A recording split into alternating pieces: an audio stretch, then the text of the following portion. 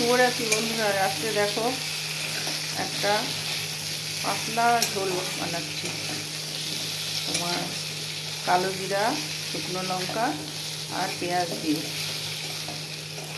এই আলুটা আর হলুদ দিয়ে আলুটা ডাঁটাটা ভাজা ভাজা। ডাঁটাটা একটু কম হয়ে গেল গো, ডাঁটাটা একটু দিলে ভালো হতো।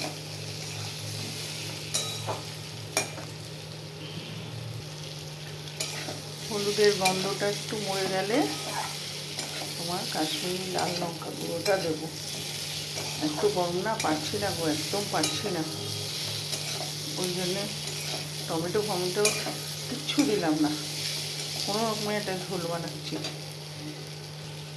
এই যে শুকনো কাশ্মীরি লঙ্কা লাল দিলাম, একটু এই যে কষাচ্ছি, কষিয়ে জল দিয়ে দেবো।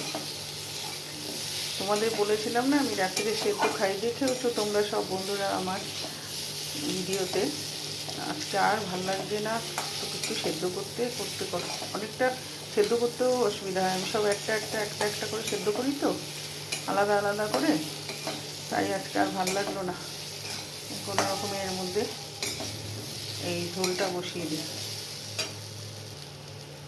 চলো একটুখানি সামান্য জল দিই।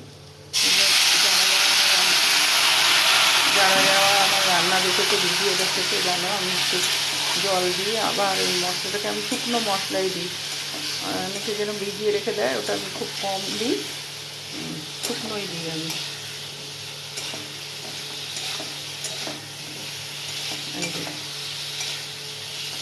এই জলটা মরে গেলে এবারে ঝোল দিয়ে দেবো।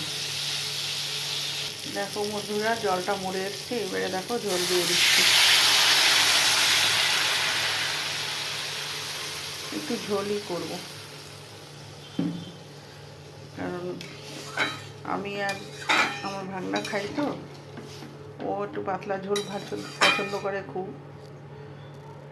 আমিও এই পাতলা ঝোলটা পছন্দ করি, যখন যেরকম সেরকম খেতে হয় বলো। এই যে চাপা দিয়ে দিয়েছি দেখো, আর মাছগুলো দেখো খুব পাতলা পাতলা, এই যে মাছ এনেছিলাম সেই মাছ 4 পিস এই যে ভাজা করে রেখেছি, এটা দিয়ে দেবো ঝোলে। একটু ঝোলটা ফুটে উঠুক, তারপরে ঢাকনাটা খুলি দেখি কেমন ফুটেছে। বাবা, কেউ কত সময় নিচ্ছে দেখেছো সবাই। দেখো টকবক করে ফুটছে, দেখেছো টকবক করে ফুটছে। দাঁড়াও কটা কাঁচা লঙ্কা নিয়ে আসি। এই দেখো মুড়ির প্যাকেট এসছে একটা, আর ওই যে ডাটা এসেছে। দেখো লঙ্কাগুলো ফ্রিজে রেখেছিলাম, যেরকম করে রাখলে ভালো থাকবে। কোথায় ভালো, কয়েকদিন ভালো ছিল, এখন আবার এই অবস্থা হয়ে গেছে। দেখো এই যে মাছগুলো দিয়ে দিলাম, দেখেছো মাছগুলো দিয়ে দিয়েছি। 4 পিস পেটির মাছ ছিল, সেটা দিয়ে এই ঝোলটা করে নিলাম।